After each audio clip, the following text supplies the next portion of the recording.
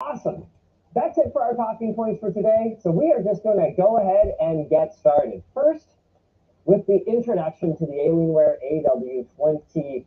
AW2524H. I'm not sure I quite fully understand the rationale behind that name, but 2524H, so it's 24.5-inch monitor on sale today in North America for $830. It's actually been out in China since February the 8th, but I guess we get things later here now.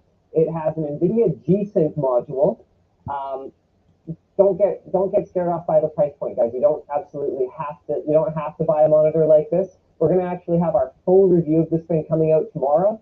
But all you need to know for now is that until the Asus ROG Swift 500 hertz monitor that they showed up at Computex 22 comes out, this is the only way to get 500 hertz on your desktop today. What can we really say about it? I mean, there's a few things we didn't actually cover in the review, like this headphone holder. Other than that, I think we just basically need to move on. Is that wild or what? $800 for a 1080p monitor. All right, let's get this system started. Of course, naturally, we are starting with the CPU. When we want to get what kind of, is this in any particular order here? Yeah, no, I don't know. Harrison, do you mind firing that up on my laptop, please? You got it. Okay, let's start with the CPU. I'm working entirely off my notes here. Don't be confused by this box. This is a box for the 7950X. We've of course gone with the AMD Ryzen 9 7950X3D. This is not really a conventional gaming build in the sense that normally I would say, hey, if you want to save a buck, you are far better off under normal circumstances cheaping out a little bit on your CPU and spending more on your GPU, because most people are going to be far more GPU limited than they are going to be CPU limited. Of course, it's going to depend on the kinds of games you're playing. It's going to depend on the resolution of your monitor. But again, when we're talking about most people, you're going to want to play a variety of games, and you probably aren't running at 1080p if you are considering spending, 40 series money on a GPU. You're probably at 1440p or even 4K. And if that's the case, you're going to run into a GPU bottleneck long before your CPU is going to be a problem in the vast majority of titles. But that's not the case today. And this is one of those situations where it's less about just, getting the fastest GPU and then not worrying about everything else. And it's more about making sure that every single part of the system is tuned for the absolute maximum in alleviating CPU bottlenecks. Because we're targeting 500 hertz, in fact, I'm willing to bet that in some cases, we're not even really going to be GPU bottlenecks at all. Hey, thank you so much. For our motherboard, we've gone with an Aorus something or other. Let's figure out what that, wait, what? No, oh, that's hilarious. Okay, Jake was ranting about this before the stream started, how we've got a lot of new people here right now, and I'm not going to name any names, mostly because I actually don't know who it was, but people just don't really know what our processes and procedures are, so things are getting put back without all their accessories. I looked down at this motherboard and I went, oh, okay, Aorus, because it happens to have a gigabyte CPU socket cover on it to protect the pieces of the socket. But nope, this is an ROG Crosshair X670E Hero. And the reason we chose this is, I mean, realistically, probably just because it was there. And it's a motherboard that supports everything that we needed to support. And I don't see anything in here about it. Ah, yes. We're using the best AMD CPU currently available, so our choice motherboard has to match that. All the ports and extensions that you could want, and some pretty powerful overclocking options that my script says we might take a look at later, but I actually sincerely doubt that. This is an X3D chip. There's not going to be a whole lot that we can do to squeeze more out of it, realistically. AMD has really, this is their finest silicon. The way that they designed the CPU is not quite like what Intel did, where they've got their hybrid architecture with their P cores, their performance cores, and their efficiency cores, but it's still sort of a heterogeneous design. The core, the actual compute on this one is all the same. Okay, so it's got 16 total cores, and I think it turbos up to what?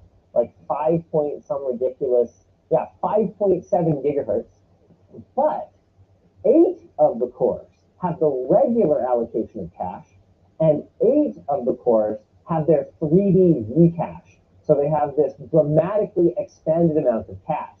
In the previous 5800X3D, so the last generation X3D chip, it was 3D V-cache, all cores, all the time. But here, this is super cool. AMD has built software tools that will allow your operating system to select which cores are more likely to be optimal for a given workload. So for something like productivity, where you're using all cores, realistically, it's going to actually perform a little bit worse than a regular 7950 non-X3D. And the reason for that is that the non-3D V-cache cores can suck more power, they can turbo higher. It seems like there's some sensitivity to high current, high voltages with their 3D V-cache. Whereas if you are gaming, for example, it'll say, hey, that other die that doesn't have 3D V-cache, let's kind of park that for now. We're going to focus this entire load on the 3D V-cache die, and that's how they're able to get better performance. So someday, a long time from now in the future, if we actually get games that will fully utilize 16 cores, this may not actually have a benefit over a regular 7950, but it is not this day. I don't know that, I hate to do this kind of thing, but I don't know that realistically we are ever going to see a CPU, or a game, excuse me, that is going to fully utilize 16 cores. There's just a lot of things about games that are inherently serial.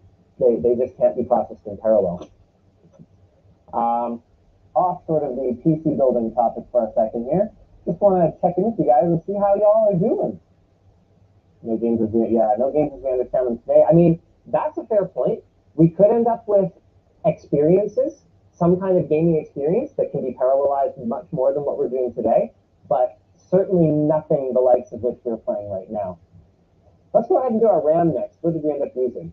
Oh, sick. I think this is exactly the same RAM that I picked up to put in XQC's build in the event that he had any issues with his RAM. That's awesome. So this is a G-Skill Trident Z5 RGB kit. It runs at 6,000 megatransfers per second, CL30, and this is a 32 by 2, so a 64 gig kit, meaning this is about as high end as it gets for an AMD Ryzen system.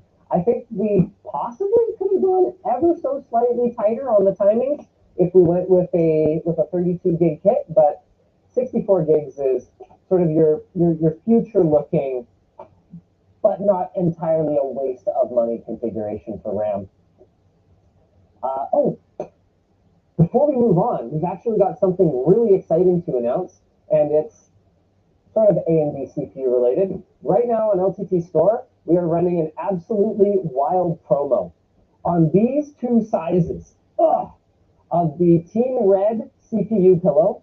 So the big Team Red CPU pillow, as well as our Threadripper pillow in the, let's see, does this have no, it doesn't have the dimensions on it. Perfect, that makes sense. Well, whatever. This size of the Threadripper pillow, there is a chance, and I think I have the talking points here. At least I really hope so. Oh, where is it? I can be a little bit more organized here. Yeah, there we go. Limited time offer. Okay, so in our 50 by 50 CPU pillow Team Red and our 64.5 by 50 centimeter Threadripper pillow, you could receive a real CPU valued at $169